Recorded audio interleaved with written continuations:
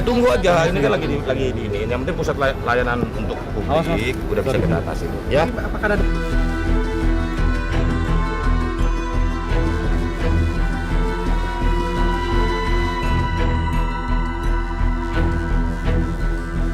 ini sebetulnya kecelakaan atau kebodohan nasional. Data center nasional 700 miliar.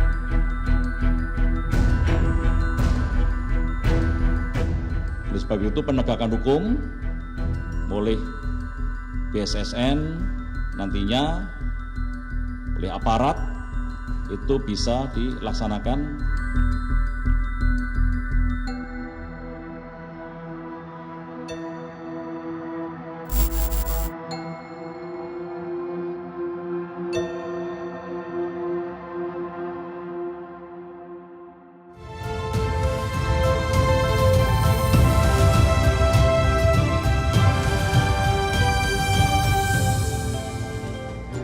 Halo, selamat malam pemirsa. Insiden serangan cyber pada Pusat Data Nasional sementara mengungkap adanya kelemahan serius pada sistem pertahanan dan keamanan data kita. Belum lagi saling tunjuk antar petinggi lembaga membuat kesan mereka cuci tangan urusan penjagaan dan backup data yang seharusnya tersedia. Lalu siapakah yang harusnya bertanggung jawab atas kekisruhan ini dan sejauh apa dampak serta resiko dari hilangnya data penting negara? Inilah panggung demokrasi, negara gagal jaga data nasional. Insiden gangguan sistem imigrasi di Bandara Soekarno-Hatta yang terjadi pekan lalu akibat serangan ransomware Lockbit 3.0 membuka fakta publik tentang rentannya serangan hacker terhadap sistem siber nasional. Sebanyak 282 instansi pemerintah menjadi kacau akibat serangan ransomware yang terjadi di Pusat Data Nasional Sementara 2. Tapi PDNS, Pusat Data Nasional Sementara 2 yang ada di Surabaya. Supaya jangan salah, masih ngutipnya Pusat Data Nasional, bukan Pusat Data Nasional.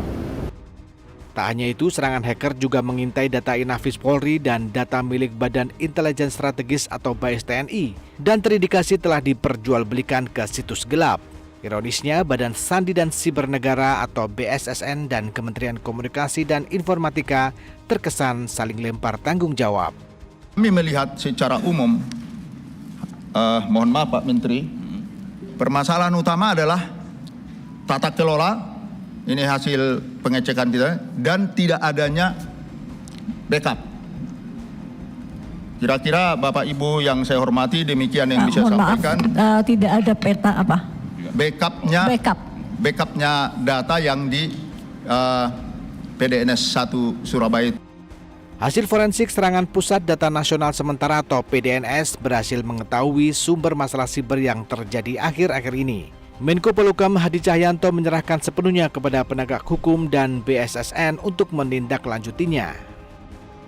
Dari hasil forensik pun kami sudah bisa mengetahui bahwa siapa yang user yang selalu menggunakan passwordnya dan akhirnya terjadi permasalahan-permasalahan yang sangat serius ini.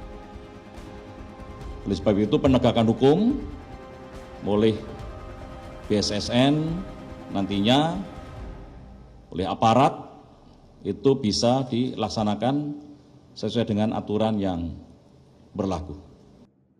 Selain penegakan hukum, pemerintah juga akan melakukan audit khusus tata kelola Pusat Data Nasional yang nilainya mencapai 700 miliar rupiah. Enggak, nanti kita akan disuruh audit tata kelola PDN.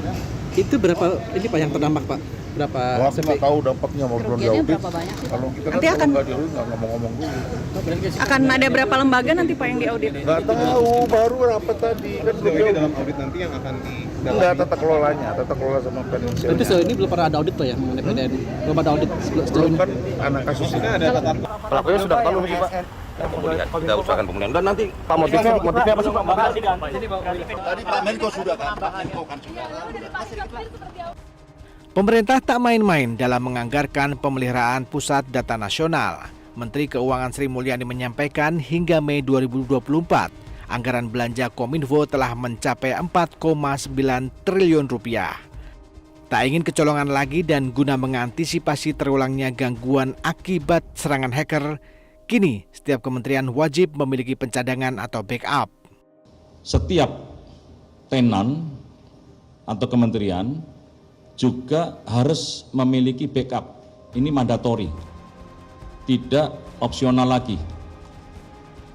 Sehingga kalau secara operasional pusat data nasional sementara berjalan, ada gangguan, masih ada backup, dan setiap pemilik data center juga memiliki backup.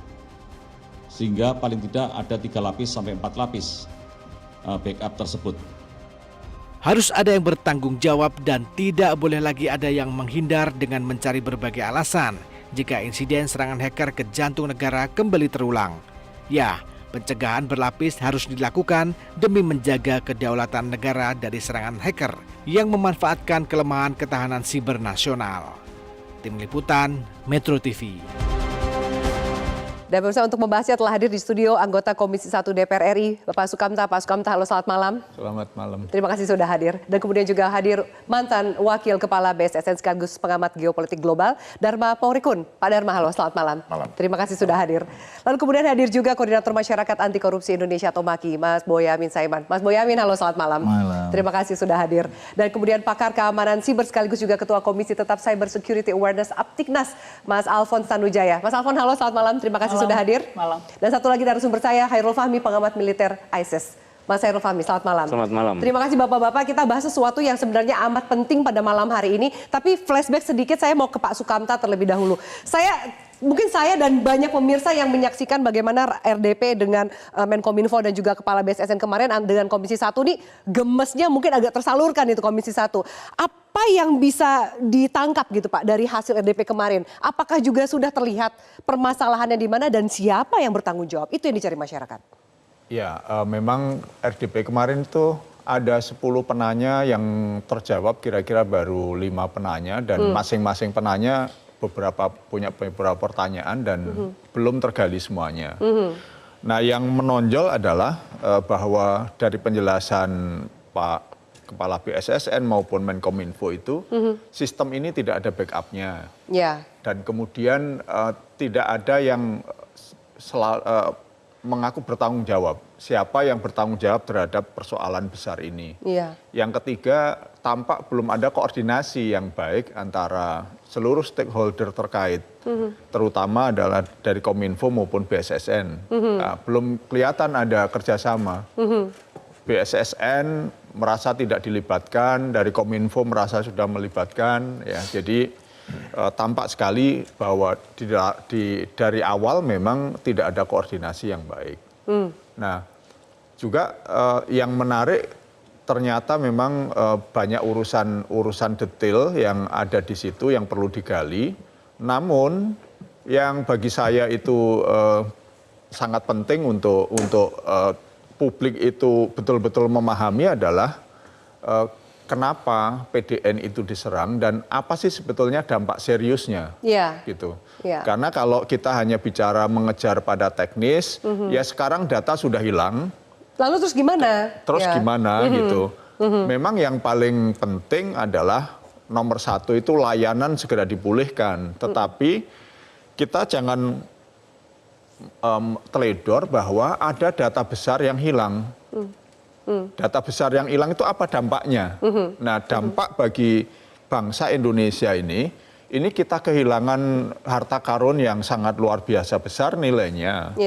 Jadi memang si hacker minta tebusan $8 juta, tapi kalau melihat perilaku ransomware itu, kan ada 4 tingkat, 4 level, 4 step. Nah, step keempat, step terakhir itu biasanya dia lakukan enkripsi dan minta tebusan. Itu sebetulnya untuk decoy aja. Nilai datanya sebetulnya tidak sekecil itu, tidak sekecil itu. Misalnya sesuai dengan angka yang diminta. Iya, misalnya begini, kalau kita temukan tadi sudah diungkap di layar Metro, datanya Bais TNI misalnya, karena sudah diungkap kita sebut. Bais ini saya nggak ngerti data apa yang dimasukkan di situ dan kemudian di-download, diambil. Nah, itu juga banyak pihak mengatakan kemarin data belum diambil, belum dikopi. Nah, tetapi sudah ada sampel yang dijual. Itu artinya sebetulnya ini sudah pasti kompromis gitu loh. Nah kalau data BAIS itu isinya adalah data tentang personalia, ada laporan-laporan operasi, pola operasinya nanti akan bisa ketahuan, siapa, berapa lama, di mana saja. Itu kira-kira kalau dinilai berapa triliun? Itu ada risiko keamanannya juga kan, Pak? Loh, iya. Untuk personil maupun keamanan Betul. nasionalnya. Bagi personel, bagi keamanan nasional itu kalau dinilai berapa triliun? Boleh nggak BAIS ditanya, saya kasih kamu 20 triliun, terus data ini saya minta. Saya yakin BAIS nggak boleh 20 triliun. Maksudnya apa? Nilai datanya. Mengabulkan gitu? Iya, datanya itu. Oh, value, nilai dari data itu. Value data itu kalau dirupiahkan, sebesar itu nilainya. 20 triliun sepenting itu. Nggak dapat. 20 triliun pun lebih. Nggak dapat. Value dari data itu. Walaupun tebusannya 8 juta dolar. Tapi bukan berarti nilai itu 8 juta dolar itu maksud saya. Iya. Itu nilai yang data yang hilang itu mungkin bisa 20.000 triliun. Makanya Anda katakan itu harta karun sebenarnya. Harta karun nasional kita gitu. Baik, Mas Alfon, kalau kita bicara lebih jauh gitu. Kalau hari ini saja pemerintah nih strateginya mengatakan salah satunya adalah menyiapkan 4 lapis pencadangan dan setiap tenan atau kementerian juga harus memiliki backup data. Dan sifatnya mandatori. Berarti yang kemarin itu nggak mandatori sehingga semua hari ini mengatakan di mana data backupnya nggak ada gitu. Ya mungkin ya kita harus belajar. Ibaratnya pemerintah belajar bahwa kalau naik motor itu harus pakai helm. Kalau orang nggak perlu jatuh udah nurut. Kalau yang ini mesti jatuh dulu, palanya bocor baru oh ya mesti pakai helm ya. Baru aman kepalanya. Anda yakin kali ini tanda kutip pakai helm? Karena udah berkali-kali nih jatuh data bocor ya kan, kertas, data imigrasi, banyak sekali data. Tapi kemudian kenapa nggak ada upaya yang signifikan untuk menjaga data nasional kita ya? Mungkin kesadaran atas data itu kan yang relatif rendah ya. Jadi mungkin kebanyakan pengelola data itu menganggap data itu sebagai berkah. Jadi kalau dapat data, semuanya berebut, pengen mengelola. Karena ada urusan dengan anggaran. Tetapi ketika terjadi masalah, berebut ngeles. Harusnya data itu bukan berkah, tetapi data itu adalah amanah. Jagalah data itu dengan baik dan kamu akan mendapatkan manfaatnya. Kalau kamu anggap itu data itu berkah, ya kamu manfaatkan, bersyukur tanpa berusaha menjaga ini. Jadi sikap seperti itu yang mungkin perlu diubah mindsetnya. Harusnya siapa yang bertanggung jawab menurut Anda kekisruhan ini? Sebelum kita bahas nih resiko lebih jauh, karena di sini juga ada pakar keamanan nih di sini. Kalau saya lihat dari layanan yang diberikan oleh PDN, saya cuma mengacu pada layanan cloud yang saya pakai. Kalau saya memakai layanan cloud dari tahun 2000 sampai 2024, 24 tahun ini, walaupun saya sendiri mengamankan data saya, sampai hari ini belum pernah sekalipun cloud saya kena encrypt. Jadi sebenarnya penyedia layanan cloud itu wajib melakukan backup. Kita ngomong secara profesional, SLA, Service Level Agreement. Kita pakai Google Cloud, pakai AWS, buktinya imigrasi pakai AWS. Itu SLA-nya ya, kalau aku pakai cloud ini artinya kamu jamin bahwa server kamu secara fisik nggak diretas gitu loh. Nah tetapi yang saya nggak ngerti kenapa PDN ini kelihatannya deal-nya bisa beda gitu loh. Bahwa kewajiban backup ini kok tidak ada di penyelenggara cloud-nya, tapi kemarin malah pemilik data juga malah secara teknis tidak memungkinkan untuk di backup, budgetnya nggak ada gitu loh. Jadi kasihan juga. Jadi tapi emang urusannya urusan budget gitu menurut Anda, atau ternyata ada urusan yang lain sehingga backup itu nggak mandatori? Kalau Ketua Komisi 1 bilang itu bukan soal tata kelola, tapi sebuah kebodohan, data begitu penting tapi tidak ada backupnya gitu. Karena ada aturannya bahwa mereka nggak boleh backup, dananya kan udah ditarik semua. Dulu latar belakangnya kan karena terlalu banyak bikin aplikasi, masing-masing bikin aplikasi, bikin database sendiri, lalu pemborosan, lalu tarik dananya, sehingga ketika ditarik semua ke PDN, mereka kehilangan dana lagi. Jadi untuk backup pun nggak ada dana. Dananya. Kita nggak boleh salahkan PDN juga. Harusnya pengelola data juga sadar bahwa kalau aku mengelola data, walaupun nggak ada dana, aku wajib harus, kan? Wajib gitu loh. Nah itu kesadaran seperti itu yang nggak ada, yang kurang ya. Oke, Mas Dharma, Anda mau komentar lebih jauh? Pengalaman mungkin di BSN seperti apa? Baik, makasih. Saya akan mengajak kita tidak melihat kepada hal yang teknis. Hal yang terlalu sempit. Sebenarnya kita harus dalam melihat persoalan ini harus mengejar apa akar masalahnya. Ini yang tidak pernah dibahas selama ini. Bahwa kenapa kita sibuk dengan cyber security. Cyber security itu adalah industri. Artinya industri itu akan selalu muncul, ya, karena sudah kita ada dalam era revolusi industri, di mana era revolusi kehidupan. Cyber security, cyber itu apa sih? Harus paham dulu, jangan kita latah. Setiap kali ada teknologi senang kita mengikuti, tapi kita lupa siapa penginisiasi teknologi ini, apa latar belakangnya, kemana tujuannya. Ketahuilah udang di balik batunya. Kita selama ini kebakaran jenggot. Begitu ada persoalan ini tergopoh-gopoh, lalu mengadakan self defense mechanism seperti yang lempar sana, lempar sini kan. Tapi mari kita kembali kepada akar masalah. Apa akar masalah? Ini adalah agenda politik global.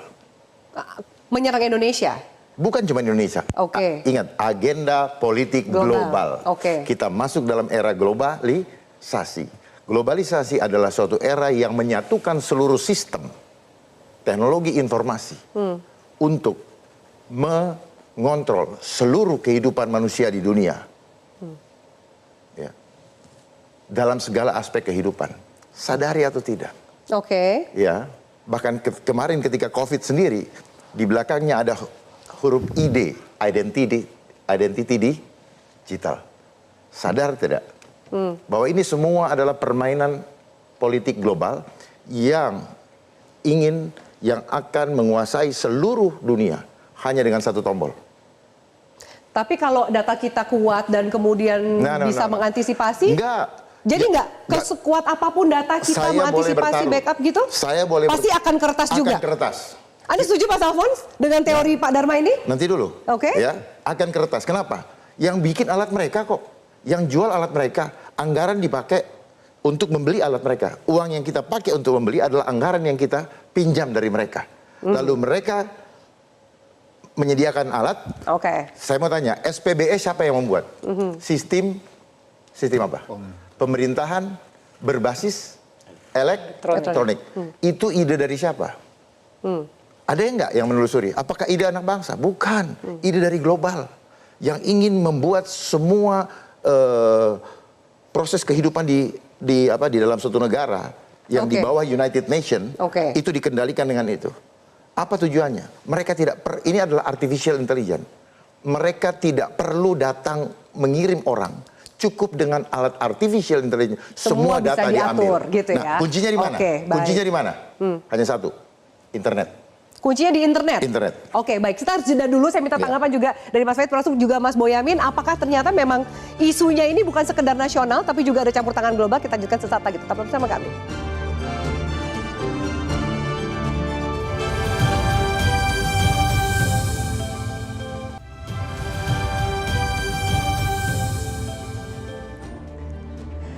Oke, baik. Saya minta tanggapan lebih jauh. Di sini ada pengamat militer, Mas Hairul Fahmi. Mas Hairul Fahmi, Anda juga melihat apakah opini tersebut ada gitu? Urusannya bukan cuman kelalaian dari pemerintah, backup data, soal anggaran, tapi juga tanda kutip ada permainan global. Ya kalau kita bicara pertahanan, dalam konteks pertahanan, ya pasti kita menyinggung masalah yang disampaikan oleh Pak Dharma tadi ya.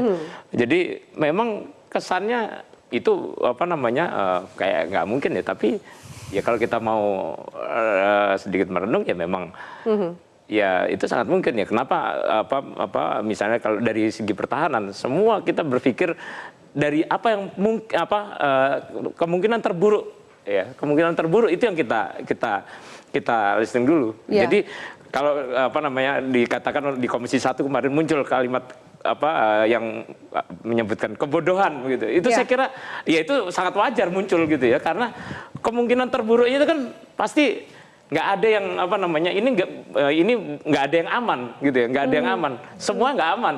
Jadi karena nggak aman ya harus dipikirkan bagaimana pengamanannya, bagaimana kemudian tadi yang paling penting yang disampaikan Pak Dharma tadi soal kemandirian tadi, bagaimana kita dalam hal pengamanan itu kita juga tidak juga mengalami kerentanan karena pengamanannya gitu. Itu yang saya kira penting ya. Karena di luar negeri pun ya setiap kalau kita bicara serangan cyber itu ya selalu mungkin terjadi gitu ya. Ya. Dan artinya ya memang ya bodoh memang kalau kita bilang ini tidak terduga gitu ya, karena itu sudah harus diduga bahkan gitu loh, sudah harus diidentifikasi. Harusnya memang sudah siap untuk itu. Dan perencanaan pengamanannya itu harus meliputi yang paling pertama adalah potensi serangan cyber ini gitu. Bagaimana Anda melihat kesiapan dari Indonesia sendiri? Kalau tadi kuncinya adalah internet dan semua negara bisa mengalami ini, jangan sampai kemudian jadi alasan yang bisa digunakan untuk memaklumi situasi hari ini ya. Ya tadi saya katakan bahwa serangan selalu mungkin terjadi ya, sehingga antisipasi harus dilakukan. Tapi juga begitu sudah diantisipasi pun masih mungkin memang diserang karena berbagai hal kan, termasuk tadi yang agenda global tadi ya. Tapi ya serangan itu memang sangat mungkin, dan yang paling penting adalah bagaimana setiap kali terjadi upaya ya percobaan serangan, kemudian itu ada evaluasi yang terus menerus. Memperkuat sistem pertahanan dan keamanannya gitu. Evaluasi serangan, evaluasi. Karena makanya apa namanya, dalam hal pengamanan cyber ini ada persyaratan juga untuk selalu menguji, untuk apa namanya, ketahanan itu, keamanan cyber ini selalu diuji, itu harus diuji terus. Katakan nggak ada yang nyerang, diserang sendiri supaya ini apa namanya, supaya ketahuan nih celahnya di mana gitu. Celahnya di mana, masih kuat atau enggak gitu loh. Baik. Mas Afan mau nanggapi sebelum saya minta bicara soal anggaran lebih jauh ke Mas Boyamin, bahwa apakah itu yang dilakukan oleh pemerintah sekarang? Jadi kalau kita bicara soal kekuatan global, kita harus sadar bahwa memang dunia ini yang berkuasa dua. Yang pertama Amerika, mereka menguasai software dan internet. Yang kedua Cina, mereka menguasai hardware. Dan dua ini yang menjadi raksasa, dan kita yang menjadi kancil di tengah ini harus pintar. Jadi jangan gajah bertarung, pelanduk di tengah, pelanduknya minggir, liatin yang mana gitu loh. Karena memang secara software, secara internet semua terpusat ke Amerika, dan technically kalau mereka mau menyadap, mau melihat siapa, mereka bisa. Dan kalau Cina pinter, dia yang bikin semua hardware-nya. Lalu technically kalau mereka mau melakukan sesuatu ke hardware di chip yang sedemikian banyak itu, mereka bisa. Memang kita harus waspada. Anda setuju nggak kalau kemudian statement dari Kominfo mengatakan bahwa ini ya bukan kelalaian, tapi pelakunya saja, hackernya kalibernya tinggi? Nah kalau ini itu kan statement, Mas Boyamin udah ketawa loh. Ya, maksudnya jangan sampai kemudian karena bukan kelalaian tapi hackernya aja yang canggih gitu. Kita nggak mampu, seakan-akan kita nggak punya kemampuan gitu. Kalau kita melihat tidak melakukan backup ya itu jelas kelalaian. Itu jelas kelalaian. Jadi nggak ada alasan bahwa hackernya kelas seperti apa gitu ya. Memang hacker kelas jago, tetapi ya kalau di backup ya kelas jago harusnya pun bisa nggak aman bisa ngapa-ngapain gitu ya. kita gitu loh. Mas Boyamin silakan. Saya tidak yakin kalau hackernya itu jago, bisa aja itu level-level menengah tapi dibantu orang dalam, malah begitu bisa jadi. Kok Anda bisa menyebut ya, ini kan teori konspirasinya Pak Dharma kalau iya. Karena kalau ini global, teorinya global, ini pakainya ordal. Iya kan, anak muda sekarang kan begitu, ordal begitu kan. Karena genteng bocor itu tidak selalu karena lemparan orang luar kan. Iya, justru jangan-jangan orang dalam yang bolongin. Nah, makanya kalau istilah begitu ya saya kadang-kadang di kita itu malah kadang-kadang bangga, saya lo kemarin yang bocori, malah begitu loh. Saya lo yang kemudian membuka jendelanya sehingga orang bisa masuk, bisa begitu loh. Jadi kalau bicara ini logika sederhana bisa begitu, Mbak Abilani. Jadi ya saya ingin bandingkan dulu gini. Tahun 2006 itu saya masih di Jawa Tengah, waktu itu mempermasalahkan core banking sistemnya Bank BBD Jawa Tengah. Waktu itu anggarannya 42 miliar, saya protes kenapa sebesar itu, akhirnya tender 36 miliar dimenangkan oleh Sigma sebelum diambil alih oleh Telkom. Gitu kan. Nah, waktu itu penggunaannya perdebatannya adalah Linux dan AS400. Saya tanya agak lupa, AS itu apa ya? Saya tanya Pak, tadi AS400 gitu ya. Perdebatannya di situ gitu. Nah, kemarin pembicaraan di medsos kok itu saya tidak ingin menyebut, tapi di luar dua itu gitu loh perdebatannya bagaimana penyimpanan data begitu. Malah di merek yang lain saya tidak nyebut dikira menjelekkan nanti gitu. Tapi termasuk pakai bawaan dari merek tersebut gitu yang gratisan nggak pakai anggaran. Linux dan AS400 gitu loh yang dipakai bank, dan bank pun sekarang mengembangkan sistem fraud detection system. Jadi kalau pegawainya mau fraud mau dari dalam ada, bisa ketahuan gitu, terdeteksi. Justru bank rata-rata melakukan itu dan baik. Nah, kemarin kebobolan itu di BSI karena baru merger, kemudian sistemnya agak terus bisa kebobolan sampai seminggu gitu. Nah kayak begitu kok tidak ada antisipasi level negara itu kan ya Padahal saya yakin kalau anggaran ada kok, nggak ada istilah nggak ada anggaran itu, karena anggarannya juga besar-besar, bahkan ada yang mengatakan hari ini Pak sampai di angka 1 triliun lebih dan digunakan 900 sekian miliar itu ada juga yang menyatakan seperti itu. Nah persoalannya sederhana, pengadaannya seperti apa? Karena belajar dari BTS itu kan bagaimana itu di awal tender sudah diatur, bagaimana HPS-nya dibuat tinggi, tendernya dibuat monopoli, pelaksanaannya juga jelek, pertanggungjawaban jelek, itu kan kelihatan di situ dan bisa jadi Bu, saya belum bisa mengatakan punya data loh ya, tapi potensi ke sana juga ada di sini. Ke sana berarti itu kambing hitamnya, siapapun yang menang tender itu akan jadi kambing hitam dari persoalan ini menurut Anda? Perencanaan juga dong. Perencanaan juga akan kena dong, siapa yang ngadain tendernya? Kan itu nanti, pada posisi ya kalau bicara BTS kan siapa yang kena? Oke. Kan juga level yang tinggi juga gitu. Jadi ini kan nanti... Maksudnya menterinya kena nih? Ya kan kalau BTS-nya kena, ya, apakah yang kalau kasus ini ya akan kena? Ya semoga tidak. Jadi harusnya anggaran itu nggak jadi masalah. Sekarang kalau perlu bisa minta tambah anggaran lagi. Beberapa orang expert misalnya gini, atau orang direktur di sana yang kontraknya itu karena dia profesional harusnya 5 tahun. Tapi ternyata ini sudah tahun kedua, sudah kira-kira 8 tahun seseorang itu. Dan pusat pengadaannya hampir semua di sana dipegang orang ini. Itu aja kan sudah bisa terjadi. Iya, misalnya paling enggak itu sesuatu yang anomali lah kalau bahasanya begitu. Kalau kemudian kita lanjutkan saat lagi, kemudian juga Menkominfo mengatakan sudah tahu identitas hacker dan pelakunya adalah non-state actor. Ada minta tebusan sekitar $8 juta. Ya dibayar aja. Nah, apakah perlu dibayar atau tidak? Termasuk juga tadi Mas Boyamin katakan dibayar saja, lalu konsekuensinya seperti apa untuk keamanan data kita? Tidak apa-apa dibayar kok. Oke, kita lanjutkan sesaat lagi. Tetaplah bersama kami. Kita lanjutkan Mas Boyamin usai jeda.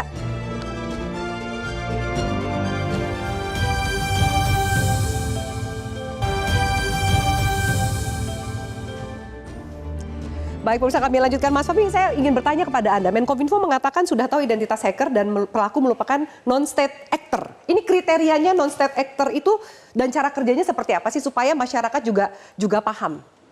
Ya, non-state actor itu kan aktor non negara ya, artinya itu siapapun, entitas manapun bisa selain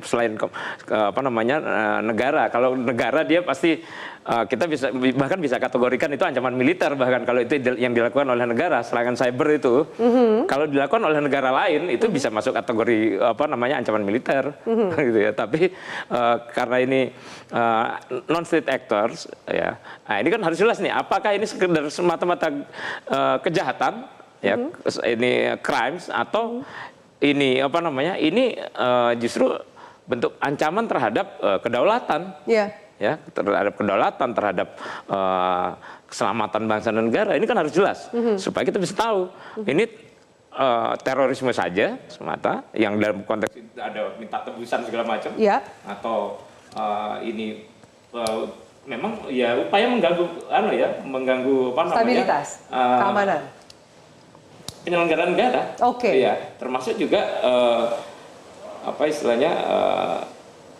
mungkin juga itu aktivitas intelijen ya, itu kan bisa juga karena ada kaitannya dengan kalau kita bicara keamanan cyber itu kan ada kaitannya dengan keutuhan kerahasiaan dari data, keutuhannya sendiri, kemudian keberlangsungannya. Ya, tapi Mas Boyamin katakan tadi di sempat kita jeda ada permintaan ransom atau tebusan $8 juta, bayar aja gitu. Tapi loh enggak dong, berarti kan kalau bayar mengatakan kita kalah sama hacker. Nah, pengakuan kebodohan kita enggak apa-apa lah sekalian gitu. Ucapan terima kasih. Tapi saya juga meragukan. Gimana logikanya? Memang benar itu minta tebusan 8 juta, mana buktinya? Dan kedua tadi katanya penyerangnya sudah diketahui dengan kalimat yang asing itu. Saya kira itu hanya untuk melempar masalah aja supaya orang melupakan masalah ini dengan membuat istilah keren. Jadi kalau teori konspirasi saya bisa. Anda nggak yakin bahwa ada permintaan tebusan $8 juta itu kan biasa? Karena data yang begitu bernilainya masa cuma 8 juta. Kalau yang dulu BSI itu ada orang mengatakan itu minta tebusannya lebih jauh tinggi dari itu, lebih tinggi dari itu gitu loh. Jadi enggak lah, ini hanya soal kesannya sudah ada permintaan tebusan misalnya begitu. Jadi ini membuat masyarakat supaya lupa gitu, dan nanti kalau lupa lama-lama ya sudah orang lupa juga anggarannya, apakah ada dugaan KKN di situ, terus kemudian bagaimana sistem perencanaannya. Dan itu bentuk-bentuk mitigasi masa nggak ada begitu, itu rasanya udah ini bentuk kelalaian. Misalnya di sana dulu ada termasuk di BSSN itu ada namanya Agung Nugroho, pilih resain misalnya begitu. Terus di Agung Harsoyo yang dulu zaman Pak Antasari Azhar yang menurut saya hebat, nggak dipakai juga ini. Berarti kan memang tidak ingin bagus, itu aja. Dari sisi konsep lebih besar, memang kita ini hanya pengen hal yang remeh, yang receh aja gitu. Jadi nggak ada niatan untuk memperbaiki menurut Anda memang? Nggak ada, ini serangan sudah banyak. Oke, baik. Gitu. Dan kalau ini saya berjanji pada masyarakat juga akan saya dalami ini, dan saya yakin itu nanti dugaan-dugaan KKN itu ada, dan nanti saya pasti laporkan ke penegak hukum, dan pasti akan saya kawal, kalau tidak diproses saya gugat, dan kemudian data itu sedikit-sedikit juga kita buka. Begitu. Oke, kekhawatiran lebih jauhnya tadi juga sempat kita bahas soal ada data yang diperjualbelikan, data Inavis, data TNI dan Polri di dark web. Isinya, Pak Sukamta menyambung tadi diskusi Bapak di awal, isinya adalah isi wajah anggota, sidik jari, email, termasuk juga dokumen rahasia. Dan dijual dengan harga sekitar $7.000. Komisi 1 menelusuri ini sampai sejauh mana? Karena ini mengerikan sekali loh kalau kemudian wajah anggota, tim-tim penegak hukum kita ketahuan, termasuk operasi-operasi sampai sidik jarinya. Betul, memang justru disitulah masalah yang harus kita telusuri secara serius, kerugian-kerugian real, karena ada data soal Bais TNI, ada Inavis Polri, yang tidak kalah nilainya adalah data keuangan, data ekonomi, data sosial, data kesehatan warga. Ini kalau sekarang di dalam ilmu digital itu yang paling canggih, paling akhir itu namanya social engineering. Social engineering ini ketika suatu negara memiliki data suatu bangsa, berapa orangnya, bagaimana kebiasaannya, belanjanya di mana, kapan belanjanya, dipelajari dengan AI dan dengan algoritma, itu akan mudah sekali mengarahkan bangsa ini untuk sesuai dengan targetnya. Ini nyambung nih, Mas Dharma udah ganggu-ganggu. Berarti ada resiko besar di pertahanan dan keamanan kita dong, Pak? Betul, memang itu yang risiko paling besar di situ. Nah, oleh karena itu sebetulnya bagi saya yang lebih penting lagi adalah ini kita perlu menelusuri sebetulnya arsiteknya siapa satu data dan menjadi PDN ini. Karena kalau melihat dari RUU PDP dulu kami diskusi itu, desainnya itu bukan satu data terpusat, tetapi interoperability kementerian-kementerian dan pemda-pemda gitu loh. Nah, terus itu satu. Yang kedua, siapa yang mendesain sampai bisa memerintahkan presiden ngomong soal tentang super app waktu tahun 2022, kemudian Menpan RB bisa diperintah untuk menyurati kementerian, lembaga, pemda mewajibkan semua ke memigrasikan datanya ke PDN, memerintahkan BPK, mungkin KPK juga saya nggak tahu siapa yang melanggar diaudit, kemudian memerintahkan Kominfo untuk membangun ini semua. Ini arsiteknya siapa? Sementara kalau hari ini saya baca, saya dengar statement Pak Wapres mengatakan kita nggak nyangka loh ternyata pusat data disatukan itu bisa diretas gitu. Kan jadi mundur lagi dong kalau nggak nyangka, ya harus disangka kan, memang harus dipersiapkan ke arah sana. Ada statement yang menunjukkan kebodohan kita gitu loh, bahwa seolah-olah Indonesia ini tidak ada ahli IT yang hebat, tapi kemudian ini arsiteknya menurut saya itu yang harus dicari dan kemudian harus bertanggung jawab.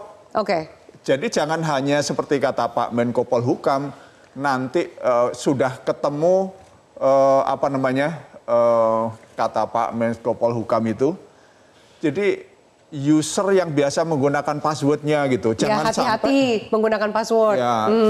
Jangan sampai hanya pegawai rendahan yang harus dicek.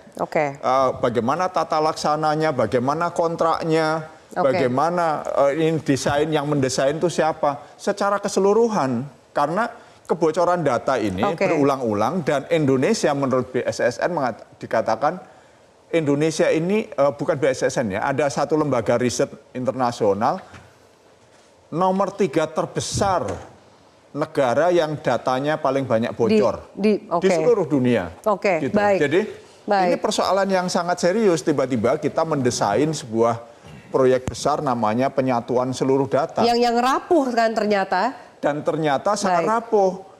Disatukan data yang berisi seluruh kepentingan nasional, data vital strategis nasional, exactly. Nah, terus didesain dengan cara-cara yang amatir. Oke, Komisi 1 udah dapat belum itu, Mas Dharma? Kira-kira nyampe nggak kita untuk mencari siapa gitu? Kalau melihat, loh ini kalau Komisi 1 menanyakan siapa nih yang menginisiasi pertama datanya dipusatkan, mungkin nggak ketahuan? Kita masih bicara teknis ya. Sebenarnya kita mau menyelesaikan masalah the whole problem atau hanya mau bicara di sini. Ini akan berulang lagi. Saya jamin 1000%. Siapapun yang memimpin, ini data udah bocor udah lama. Terus mesti gimana dong? Kembali ke akar masalah. Akar masalahnya apa? Tidak ada pemimpin yang mengerti apa agenda daripada cyberspace. Cyberspace adalah is life engineering. Saya udah tulis di buku saya. Cyberspace is life engineering. Bapak tadi mengatakan social engineering. Social engineering terjadi setelah setiap pribadi di engineering. Makanya didahului dengan adanya gadget. Gadget ini adalah ruang cyber, ya, di mana semua kehidupan dideskrip di situ, ya. Jadi data-data itu udah pasti hilang karena ilmu yang dipelajari oleh ahli semua textbook, ilmunya yang bikin teknologi diajarin ke kita, yakin nggak kalau diajarin semuanya? Yang diajarin adalah 7 layer. Apakah cuma 7? Kalau dia punya 20? Ya? Lihat sekolah sebentar biar paham betul supaya kita jangan hanya mengejar jam tayang tapi nggak menyelesaikan masalah. Ya, Anda bisa percepat supaya kesimpulannya bisa didapat gitu? Ya, kita harus punya. Apa yang perlu dilakukan Kita pemerintah? harus punya industri teknologi mandiri dulu. Kita bagi dua. Satu, kita kembali Indonesia mandiri. Kenapa tidak ada handphone mandiri? Handphone buatan Indonesia. Singapura punya Oppo, ini punya Oppo. Ada apa dengan perindustrian? Kenapa tidak kerjasama antara university dengan perusahaan swasta, industri untuk menjadi pengembang? Jadi langkah pertama kemandiriannya disiapkan dulu oleh negara. Sekarang nggak, ini kan kita sudah jalan. Ya, kita tetap jalan kemandirian, tetapi yang ini kita selesaikan penegakan hukumnya. Ya. Nah, siapa yang tanggung jawab? Penegakan hukum. Siapa yang tanggung jawab? Baik, supaya nggak potong. Kita belum punya undang-undang keamanan cyber. Undang-undang keamanan cyber, apakah bisa masuk dalam undang-undang perlindungan data pribadi yang bentar lagi akan berlaku di 2024? Usai jeda pemirsa, tetaplah bersama kami.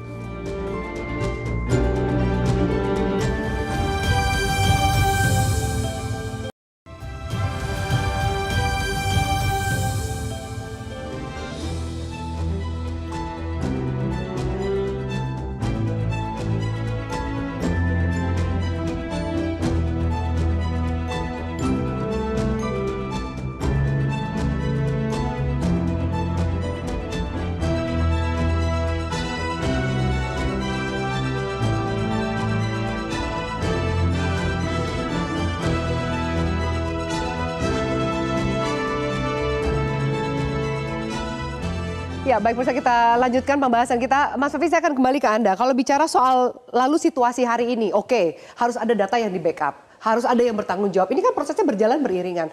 Lalu apa yang bisa dilakukan oleh pemerintah dan juga masyarakat dengan situasi seperti ini? Iya, ya kalau sekarang tentu ya yang bisa disampaikan ya ini ya.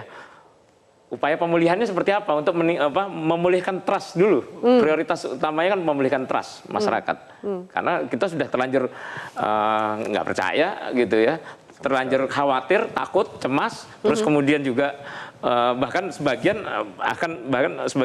malah memparodikan gitu ya urusan seserius ini gitu ya.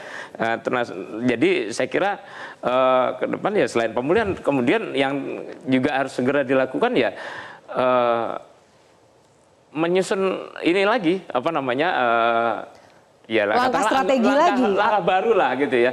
Oke, kita anggap yang kemarin nggak ada, nyatanya memang nggak ada backup, nggak ada nggak ada rencana yang ternyata yang benar-benar benar-benar di jalan gitu. Bahkan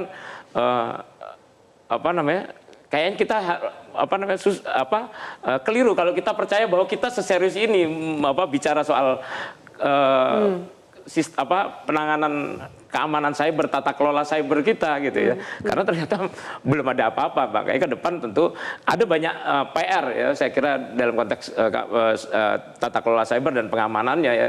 Agenda kebijakan, kelembagaan, terus kemudian infrastrukturnya, kemudian SDM-nya. Ini PR semua kalau kita lihat sekarang ini PR semua. Terus dari mana dulu? Nah, tadi kebijakan. Kita belum punya undang-undang keamanan cyber. Sudah berapa kali BSSN bahkan itu teriak soal kebutuhan undang-undang keamanan cyber. Mereka punya mandat menjamin keamanan cyber, tapi perangkat untuk melakukan action yang real, yang konkret itu nggak ada. Oke. Baik, catatan kebijakan lah minimal terlebih dahulu. Saya mau tanya ke Mas Boyamin, kalau tadi juga kita lihat petisi yang berkembang hari ini menuntut Menkominfo untuk mundur. Menurut Anda haruskah mundur? Dalam sistem tata kelola yang baik, itu kan berkaitan dengan perencanaan, pelaksanaan, pertanggungjawaban. Kan itu, mitigasi, segala macam. Levelnya ini minister loh, jadi pikirannya global lagi. Mohon maaf, jangan jadi relawan lagi gitu loh sebenarnya. Ini levelnya harus minister. Menteri gitu? Iya, minister gitu loh. Tanggung jawabnya juga tanggung jawab kelas menteri? Agak elegan yang lebih tinggi dari bicaraannya tuh, ini memang saya sudah mengatakan ini perencanaannya begini, dulu pembicaraannya, diskusinya begini. Jadi level-level elegan yang level atas gitu, karena minister. Kalau memang seperti ini ya mundur itu wajar tuntutan itu. Karena memang masyarakat tidak melihat tata kelola yang baik itu sudah diterapkan. Jawabannya menjadi ngasal aja. Kan merasa gitu. Bukan tanggung jawab beliau, bahkan mengatakan ada pihak yang harusnya bertanggung jawab, ya kan? Ya bertanggung jawab tertinggi dong. Misalnya ini, kata-kata misalnya ya nasib atau alhamdulillah, ini kan sudah level saya, menurut saya itu bukan level minister lagi. Beliau mau gitu. menuntut presiden yang bertanggung jawab. Ya, pada posisi yang tertinggi apapun bahasa saya, ini ya karena ini di kementerian, ya menterinya lah yang bertanggung jawab. Oke, baik. Jadi ini kalau bicara tata kelola yang baik loh ya, siapa yang bertanggung jawab ya menterinya gitu. Nggak usah mencari vendornya siapa atau siapa. Misalnya nanti ada tadi yang saya sebut ada seorang direktur yang bercokol agak lama dan kemudian kontraknya harusnya habis. Loh, dibiarkan aja, itu tanggung jawab siapa? Ya menterinya dong kan gitu. Bagaimana mitigasi itu kan penting. Ini kan kita bicara misalnya bencana alam gempa gitu kan sudah berkali-kali dan orang mitigasinya udah bagus. Lah ini bukan gempa aja, ini sudah tsunami loh kita di kebocoran udah data darurat ini. Loh ini kebocoran darurat, datanya. tapi kemudian tidak pernah ada sesuatu yang mitigasi yang bisa kita anggap masyarakat bisa menuntut, mitigasimu apa? Oke, baik. Mas Alvan, kalau bicara soal kebijakan, satu-satu strategi. Ada tuntutan dari masyarakat untuk pihak yang bertanggung jawab, menterinya mundur gitu. Kalau dari sisi cybernya ini seperti apa? Membackup datanya harus bagaimana lagi? Itu harus jadi kebiasaan. Itu sebenarnya backup itu merupakan satu kebiasaan yang seperti, jadi security itu seperti orang diet. Semua orang tahu, security cari ISO 27001, standar-standar itu mudah, kita Google tahu, apalagi orang main security. Nah, sama seperti orang diet. Dietnya begini, kita tahu kalau kita mau langsing, kita kurangi karbo, jangan banyak makan gula, kurangi makan. Lalu kita lakukan itu. Tapi biasanya kita cuma bisa lakukan 2 minggu, minggu ketiga kita balik lagi kebiasaan lama. Gendut lagi, security begitu. Jadi awal. Apa masyarakat sebaiknya punya backup data sendiri? Masyarakat dan pengelola security perlu sadar, kalau mau aman harus mengubah cara memandang data, harus mengubah gaya hidup. Baru dietnya berhasil, baru security-nya berhasil. Nah itu yang perlu disadari. Kalau kemudian alasannya itu datanya lama yang dijual di dark web, datanya sudah usang segala macam, bagaimana Anda melihat itu? Apa data lama berarti tidak berharga, tidak ada nilainya? Ya, itu kan alasan yang sering disampaikan. Mungkin secara tidak langsung itu pengakuan bahwa sebenarnya datanya bocor. Tapi ya berusaha bilang oke lah ini lama punya, tapi tetap data is data. Oke, baik. Singkat aja Pak Sukamta, dari Komisi 1 apalagi katanya mau membentuk Satgas lagi ya kan? Judi online Satgas, ini sekarang Satgas lagi. Termasuk ada lembaga juga perlindungan data pribadi. Langkah Komisi 1 untuk masalah ini ke depan apa? Kami berharap di Komisi 1 ada panja khusus mendalami, karena kemarin ngundang Kominfo, BSSN, banyak pertanyaan yang secara teknis perlu dijelaskan tapi tidak sempat waktunya.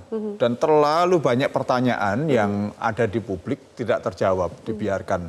Nah sementara sekarang dari pihak pemerintah kan kemudian memilih untuk tutup mulut, tidak berkomunikasi kecuali beberapa yang tadi ya, ada Pak Wapres, ada Pak Menko Polhukam gitu.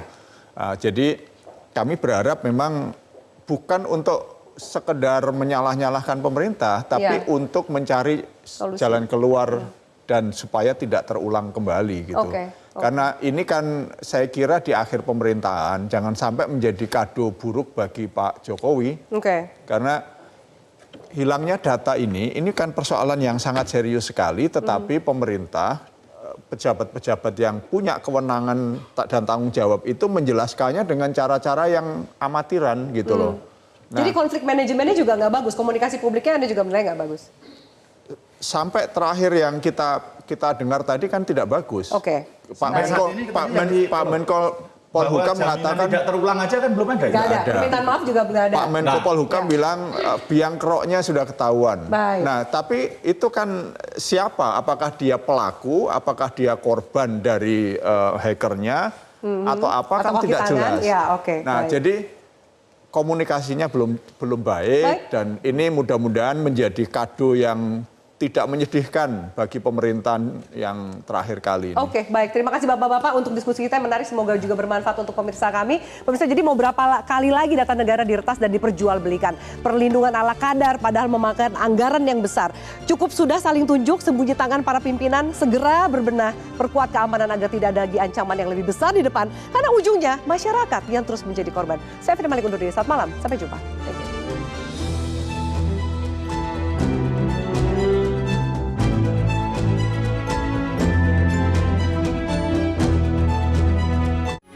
Metro TV